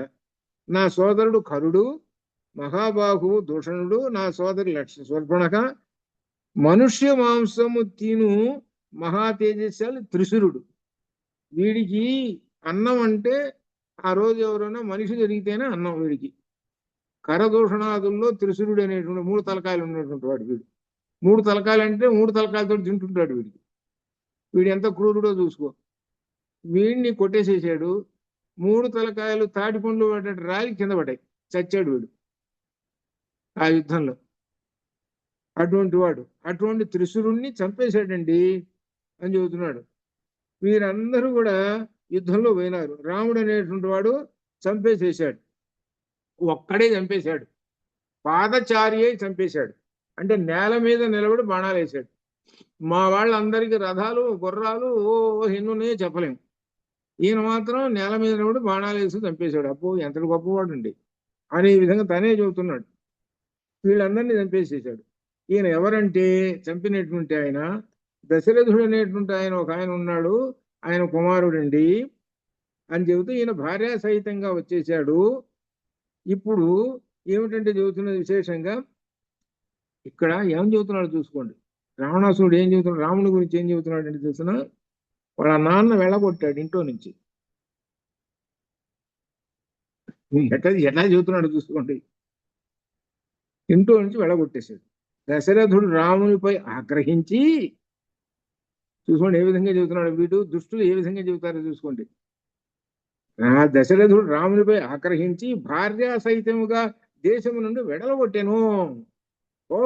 ఇంట్లో నుంచి ముందు అసలు బయటికి అన్నట్టు. నీ భార్యను తీసుకుని ఇంట్లో నుంచి పోయి ఇంట్లో ఉండవా క్షణం సేపు అని వెళ్ళగొట్టేసేట. చూసుకో ఏ విధంగా చెబుతున్నాడు రావణాసురుడు. అతని ఆయుష్ క్షీణించింది. క్షత్రియాధముడు అందులో. అబ్బా పనికి మాలినోడు ఉండాలి అసలు. ఏ విధంగా చెబుతున్నాడు చూసుకోండి. అతడు మన సైన్యమును సంహరించాడు. రాముడు దుశ్శీలుడు, కఠినుడు, మహాకోపిష్టి, మూర్ఖుడు, లుబ్ధుడు, దురాశాపరుడు, జితేంద్రియుడు, అసలు కాదు, దొంగ వేషం ఇదంతా. ఏంటి ముని వేషంతో ఉన్నాడు, ఉత్త దొంగ అంటున్నాడు. పైగా ధర్మమును వదిలిపెట్టేసేసాడు. అధర్మాత్ముడు, సకల భూతములను ఏంటి అనమాట. ఈ విధంగా ఎన్ని చెప్పాలని అన్ని చెబుతున్నాడండి మారీచుడితోటి. ఎవరు, రావణాసురుడు చెబుతున్నాడు. పైగా ఎంత ఘోరం చెప్పాడు, వాళ్ళ నాన్న ఇంట్లో నుంచి వెళ్ళగొట్టాడని చెప్తున్నాడు. వీళ్ళు ఈ విధంగా చెబుతున్నాడు. కాబట్టి అటువంటి రాముడుట ఇక్కడ ఎటువంటి మాతో తగు ఏం లేదండి, మా వాళ్ళందరినీ చంపేశాడు, శూర్పణఖ ముక్కు చెవులు కూడా వచ్చేసాడు అయ్యా అని మారీచుడితోటి చెబుతున్నాడు. ఆ మారీచుడు చెప్పి ఇక ఆ తర్వాత మారీచుడు రామకథను వినిన మహాత్ముడైన మారీచుడు మిక్కిలి భయపడాను. అంటే రాముని యొక్క గురించి అంతా తెలుసుకొని ఇంత ఈ విధంగా చెబుతున్నాడు ఏమిటని అనుకున్నాడు. అతని ముఖం వాడిపోయినది. మారీచుడు ఇంత చెబుతున్నాడు ఏమిటి, వీడు ఇంత వ్యతిరేకం చెబుతున్నాడు ఏంటి అని చాలా బాధపడిపోయినాడు. ఇంకప్పుడు ఆ తర్వాత రాముని బల పరాక్రములు మారీచుడు చెబుతున్నాడు. అత్యంత ముఖ్యమైనటువంటి ఈ శ్లోకం. ఇది లోకంలో అందరికీ రావదగినటువంటిది. అందరూ ధారణ చేయండి.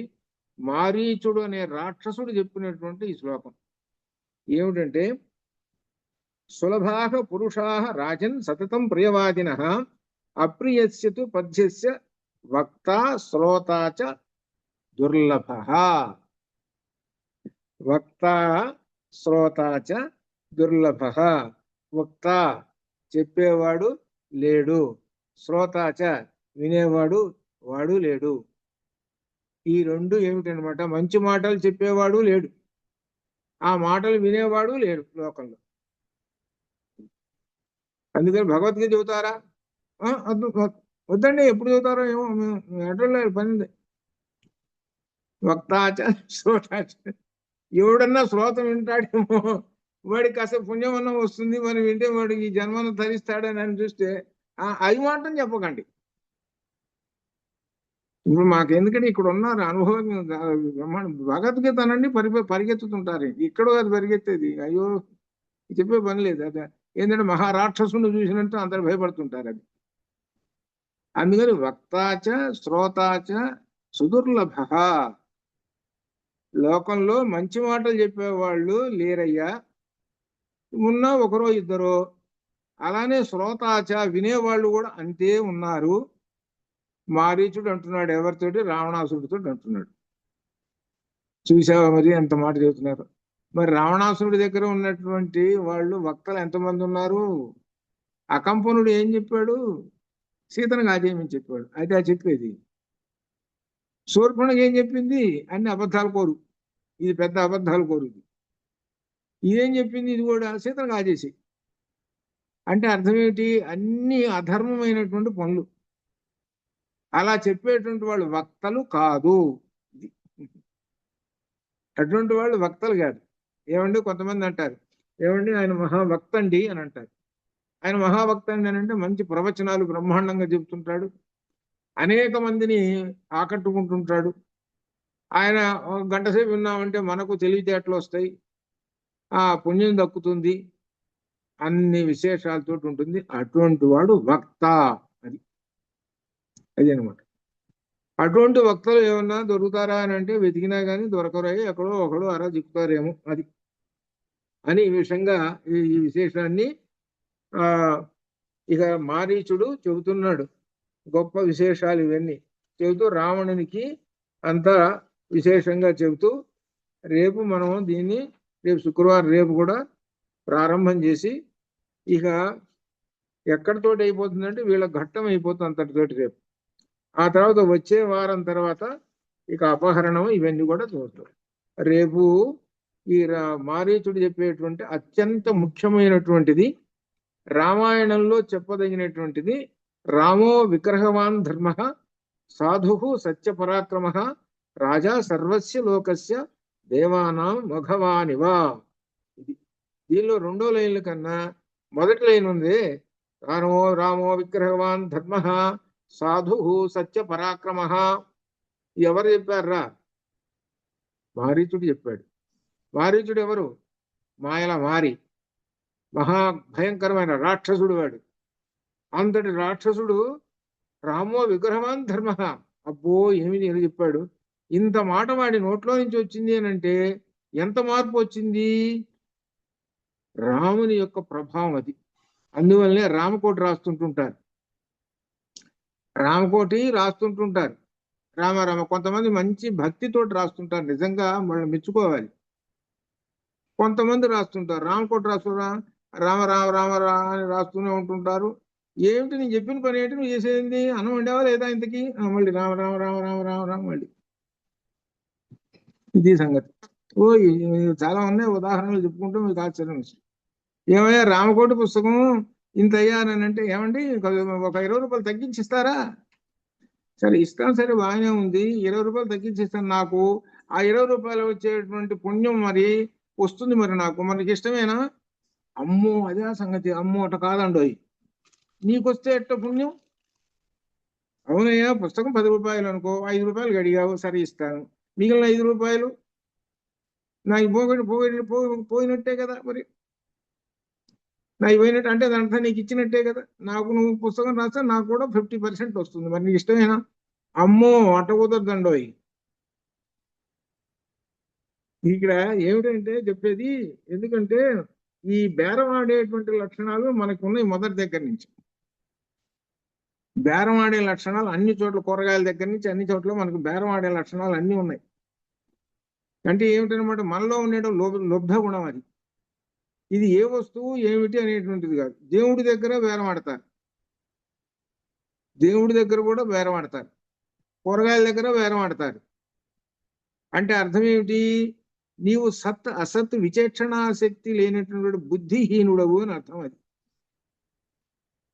దేవుడి దగ్గర కూడా వ్యాపారం చేస్తాడు.